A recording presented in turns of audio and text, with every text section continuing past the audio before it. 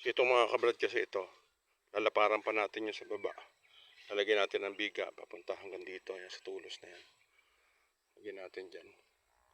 Para ito, meron tayong pinaka basement yan sa baba.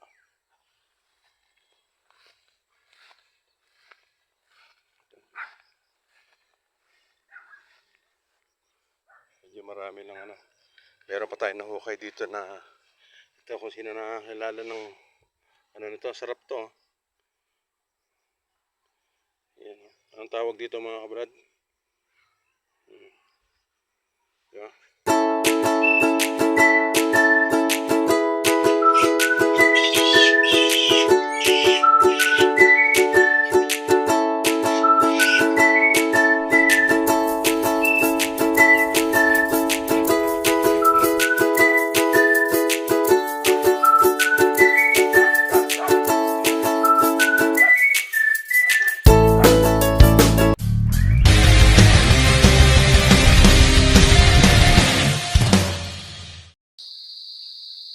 So ito na mga kabrad yung gagawin natin sa dun sa ating ginagawang kubo. Dapat mo yan, no, yung ito lang pala yun na susunod yung medyo maayos dyan. No? Papuntayin ko lang dito si Joel. Ha? Hindi, iba kasi gagamitin sa cabinet. Oh, pero yung iba pa doon, dadali natin dito yan.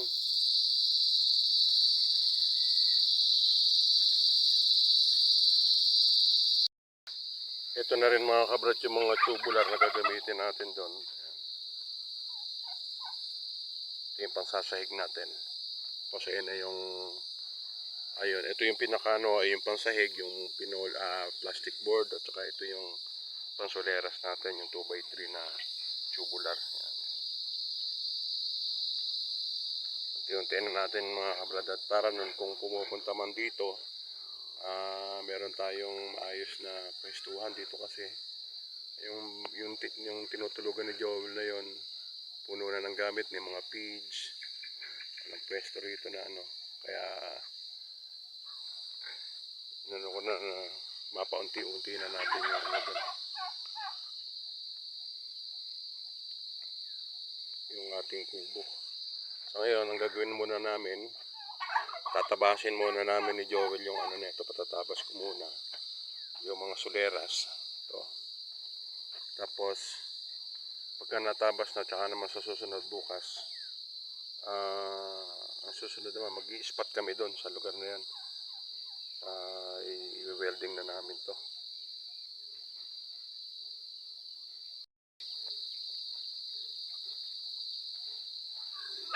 Kaya ngayon pagkagaling nga natin sa trabaho, dumiretso muna tayo, buti pa natin bukas yung bilihan ng feeds. Bumili tayo ng pre-starter para doon sa ating mga puti.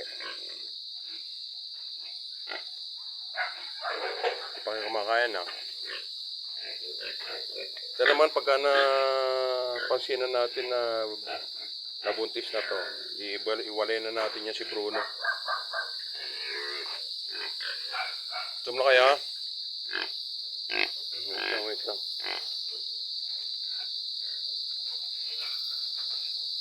Ito malamang to, hindi na namin to mailipat yung ano na to. Ito na siguro to.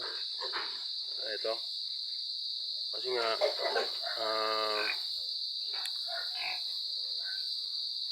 ano ito, maliit ang lugar dito eh. Ipot na ba kayo dyan? Buk!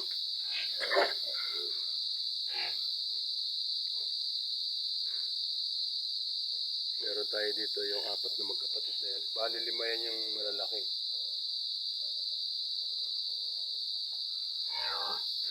So ito natin maililipat doon. Talo yung ano, yung anak ni Brown. Manipis. Malit kasi pwesto rito eh.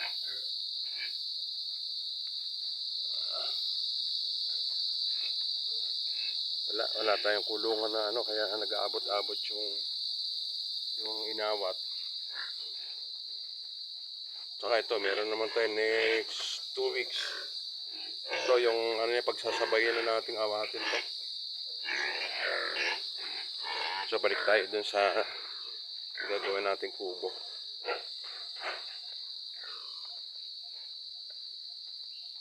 So ito yung binili natin. Yung pre-starter. Yung bimig. Ito yung pakakain natin doon sa mga puti natin. Yung pinakakain natin. Kasi nabili natin to, ito yung pinakakain natin sa kanila. So mamaya magpuputol lang kami nila Joel. Kinuha lang nila yung ano, tawag nito yung sa pampage. So, maya tayo ng konti. So itong mga kabrad kasi ito, lalaparan pa natin yung sa baba. Lalagyan natin ng biga, papunta hanggang dito, yan, sa tulos na yan. Lagyan natin dyan. Para ito, meron tayong pinaka basement yan sa baba.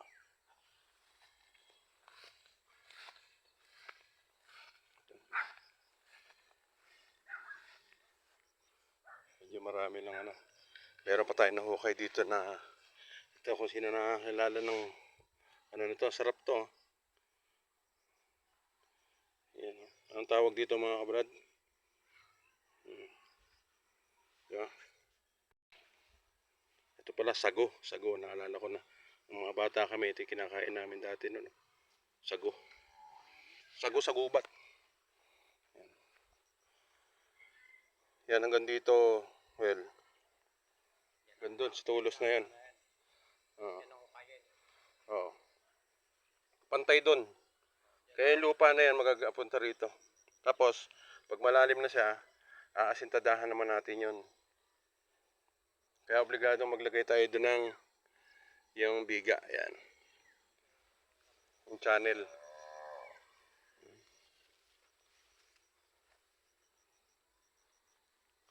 So, ito mga kapatid, unti-untiin na namin to. Tutulong-tulungan namin ng aking mga Ano pang ano yan, pag ganito? Bali, hanggang dito pa yan mga kabrad to. Yan, sa mito, kay Mimoy na yan sa tulos. Titrim pa namin yan para pumantay. Yan. Ngayon, pag pumantay na yan, ito, pwedeng dyan yung may cabinet. Dyan, cabinet. Tapos pwede rin may higaan, mahaba. Dito, yan. Tsaka hanggang doon, mahaba-haba na yan. Tapos ito naman, yung harap pwede dyan, may TV dyan. Yan. Lagay natin dyan. Medyo tsaga-tsaga lang. So ito mga kabrad, tuwing hapon, pagkagaling namin ni Mimoy sa trabaho, titirahin natin to unti-unti. Para at least kahit pa paano, maunti-unti natin to na kay tagal-tagal na nating hindi nagawa. Ayan. Ito titrim namin ay titrim yan. Ayan. Hanggang sa pumantay yan. Magagamit pa natin to. Sayang kasi. Sayang yung area. Pag tinambakan lang.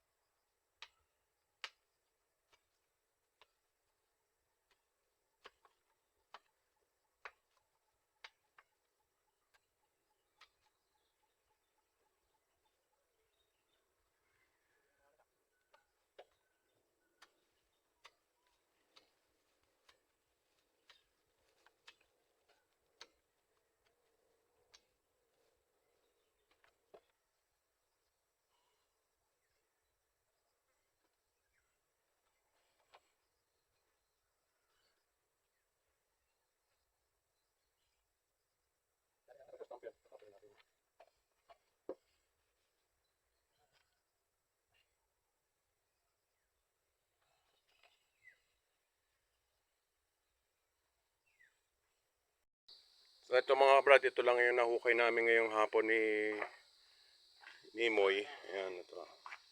Hanggang dyan. Bukas naman yun dito. Hindi na natin kaya. So ayan nga mga kaprad. At tayo papahinga na muna. Dahil hindi na kaya ng ating katawan lupa. Ayan, medyo pagod na tayo. Bukas naman, pagkagaling natin sa trabaho, diretso tayo doon para maunti-unti natin tong ating munting project. Ayan. Kaya mga brad, muli maraming salamat at sa aking mga bayaw. Ay! Ayan. Si parehong Kojak. God bless po sa ating lahat.